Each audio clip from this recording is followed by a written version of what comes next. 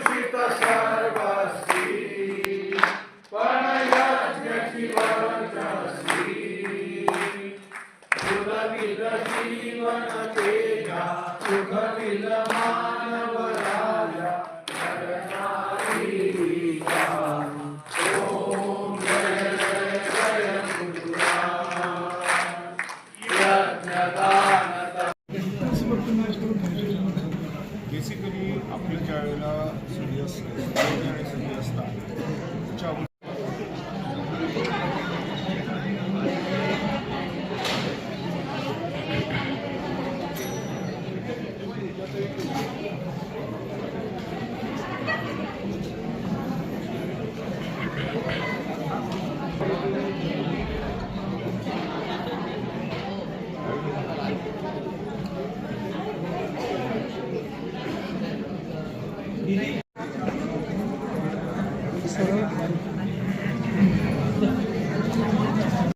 चिरमूल्याना जपूया साधन पंचक प्रियतम पंच प्राणाहुनी मम हे जीवनदाता।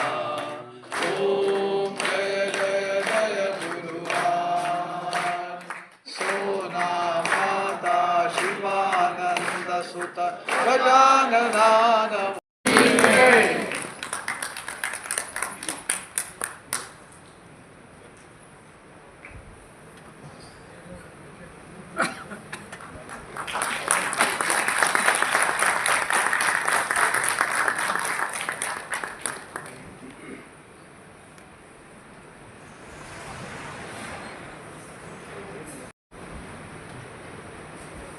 परम सद्गुरु श्री गजानन महाराज की जय।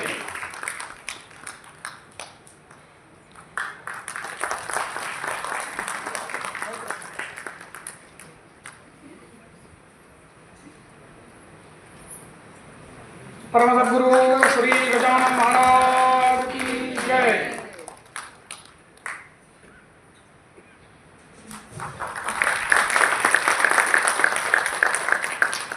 मी आदरणीय उत्तर परिवारातील श्री SP जवळकर सरांनी या स्पर्धेची मुहूर्तमेढ रोवली। अभिमानाची गोष्ट म्हणजे आजवर या व्यासपीठाने 12 ते 13 हजार बालवक्ते समाजाला दिले आहेत। यावर्षी देखील सुमारे 400 स्पर्धकांनी यात सहभाग नोंदवला। 5 वर्षापूर्वीच्या एका स्पर्धकाचे भाषांतर यूट्यूबवर 50,000हून अधिक लोकांनी पाहिले आहे। इतकी या स्पर्धेची व्याप्ती वाढली आहे।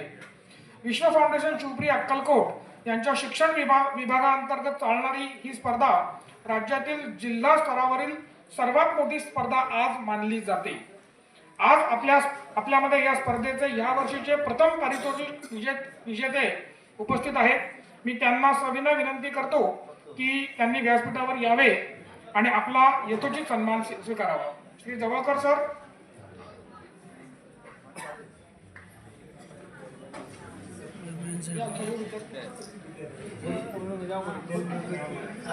तीस वर्षापासून म्हणजे पहिल्या वर्षी पूजनीय श्रीकांत महाराजांनी ह्या स्पर्धा या ठिकाणी आयोजित सूचित केलं होतं। एका विद्यार्थ्यांनी तिची यूट्यूब बनवली 5 वर्षापूर्वी, तिचे 50,000 व्ह्यूवर आहेत. माझं हे इथे सांगण्याचं प्रयोजन एवढंच की विश्व फाउंडेशनच्या यानंतर जे विद्यार्थी इथे येऊ शकले त्यांचा आनंदच आहे, परंतु जे येऊ शकले नाहीत त्यांना 8 ते 10 गटामध्ये वीरा चांदोडकर हिने सुद्धा प्रथम क्रमांक पटकवलेला आहे. आजच्या दिनानिमित्त काय सांगाल? आजच्या दिवसामध्ये आजच्या छत्रपती संभाजीनगरच्या या पवित्र भूमीमध्ये परम सद्गुरू श्री गजानन महाराज यांच्या बोधप्राप्ती दिनाचा कार्यक्रम आपण आज इथे संपन्न केला. जगभरातनं आजचा दिवस साजरा होतोय. तब्बल 40-45 देशांमधनं आज अग्निहोत्र आचरण करता हा दिवस साजरा करणार आहे. आणि हा दिवस महत्त्वाचा आमच्यासाठी याच्यासाठी आहे की आजच्या दिवशी परम सद्गुरूंना त्यांच्या ईश्वरी कार्याचा बोध झाला आणि त्यांचं जीवन व त्यांची जीवनाची जी काही इच्छा आहे ती त्यांनी प्रगट केली. आणि त्यात ते असं म्हणतात की संपूर्ण जीवन हे लोककल्याणासाठी, धर्मसेवेसाठी आणि गुरुसेवेसाठी त्यांना प्राप्त झालं. त्या कार्यासाठी त्यांनी संपूर्ण जीवन समर्पित केलं. तो आजचा हा महत्त्वाचा दिवस आहे. आणि ह्याच दिवसाच्या नंतर अग्निहोत्राचं प्रकटन झालं आणि आज जगभरामध्ये लोक अग्निहोत्र करत आहेत. त्यामुळे 24 डिसेंबरचा दिवस आमच्यासाठी खूप महत्त्वाचा आहे. अग्निहोत्रीबद्दल काय सांगाल? अग्निहोत्र ही सनातन धर्माची किंवा वैदिक परंपरेची मूळ उपासना आहे. आणि अग्निहोत्रामध्ये सृष्टीचं जे तालचक्र आहे, सूर्योदय सूर्यास्त ऊर्जा चक्र म्हणून ज्याला आपण, याच्यामध्ये आपलं मन, शरीर व आत्मा तिन्ही सम्मिलित होण्याची ही प्रक्रिया आहे. आणि नित्य अग्निहोत्र केल्याने काय होतात की मनामध्ये असलेले सगळे नकारात्मकता कमी होणे, त्याबरोबर ज्याला आपण षटचक्र म्हणतो, अशा षटचक्रांच्या जागृती होणे व सर्व जे काही आपल्या नेगेटिव्हिटी ज्याला आपण नकारात्मकता म्हणजे जीवनात कमी होणे आणि एक आनंदी, आरोग्यपूर्ण, समाधानी, परोपकाराने जगणारी व्यक्ती म्हणून आपली ओळख निर्माण करण्यासाठी ही उपासना आहे. आणि या उपासनेच्या माध्यमातून वैश्विक ऊर्जेशी आपण एकरूप होतो, ईश्वरी ऊर्जेशी आपण एकरूप होतो आणि आपल्या हृदयामध्ये असलेली जी काही ईश्वर शक्ती आहे ती प्रकट होण्याला याची मदत होते. त्यामुळे अग्निहोत्र ही युगधर्म देखील आहे. अग्निहोत्र हा वेदांचा संदेश देखील आहे आणि मानव कल्याणासाठी दिलेला उपदेश देखील आहे. आजच्या निमित्ताने भक्तांना काय आवाहन करणार? आजच्या निमित्ताने मी सगळ्या भक्तांना हाच आवाहन करेन जे मी आत्ता बाहेर बोलताना सगळ्यांना म्हणालो की मानवी जन्माचा अंत हा स्वार्थाने जगण्याने कधीच होणार नाही. मानवी उत्क्रांती व्हायची असेल, मानवी समाजाचं कल्याण व्हायचं असेल, आपल्या जीवनामध्ये आपल्याला परिपूर्णता प्राप्त करून घ्यायची असेल तर परमार्थाने जगावं लागेल, त्यागाने जगावं लागेल, तपश्चर्या करावी लागेल. आणि लोककल्याणासाठी म्हणून जीवन आपल्याला मिळालेलं आहे ह्या सत्याचा स्वीकार करावा लागेल. आज आपण स्वकल्याणासाठी म्हणून आपण जर आत्मकेंद्रित जीवन जगत असू तर जीवनामध्ये फारसं यश मिळत नाही. आजही जर आपण वळून जर इतिहासात बघितलं किंवा आजच्या समाजात जरी बघितलं की ज्या लोकांना आपण यशस्वी म्हणतो, आपल्याला आदर्श म्हणून म्हणतो, ती सगळी लोक कोण आहेत? जी परोपकाराने जगत आलेली आहेत, जी लार्जर लोकांचं कल्याण व्हावं म्हणून विचार करून जीवन जगत आलेली आहेत.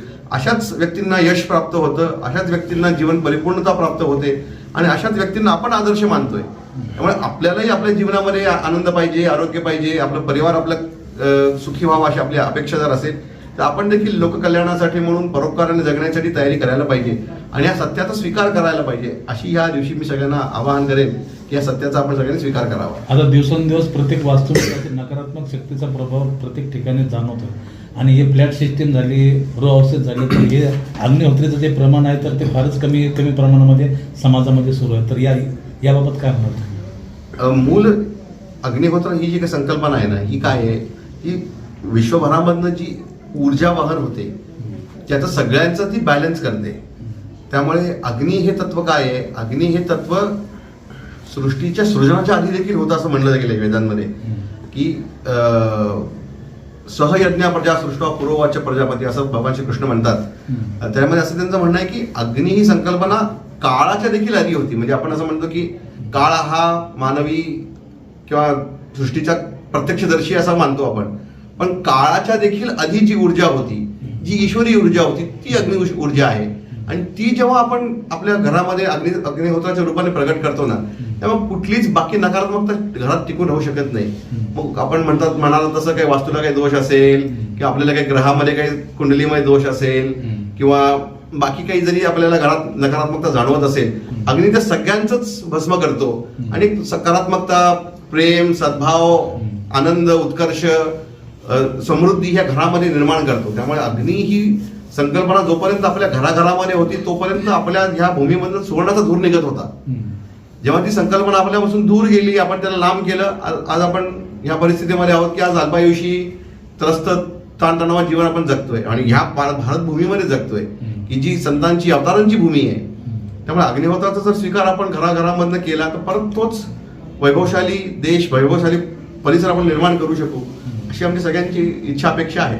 त्यामुळे त्याचा प्रचार करतोय. पूर्वी संयुक्त कुटुंब होती, आता विभक्त कुटुंब पद्धती जास्त केल्यामुळे ते थोडं प्रमाण कमी वाटतं असं वाटत नाही? अग्निहोत्र ही व्यक्तिगत उपासना नाहीच आहे. अग्निहोत्र ही आपण केलेली विश्वासाची प्रार्थना आहे. त्यामुळे आपण कुटुंब पद्धती आपण म्हणालात, कुटुंब पद्धतीमध्ये राहण्यासाठी जे काही घटक असतात ते जर असंतुष्ट असतील तर तो एकटा व्यक्ती देखील आज आनंदाने राहू शकत नाहीये. तो कुटुंबाबरोबर एकटा काय एकत्र राहणार आहे आनंदाने? त्यामुळे आज आपण बघत असाल की कुटुंब व्यवस्था मोडत चाललेली आहे, कुटुंब विभक्त होत चाललेली आहेत.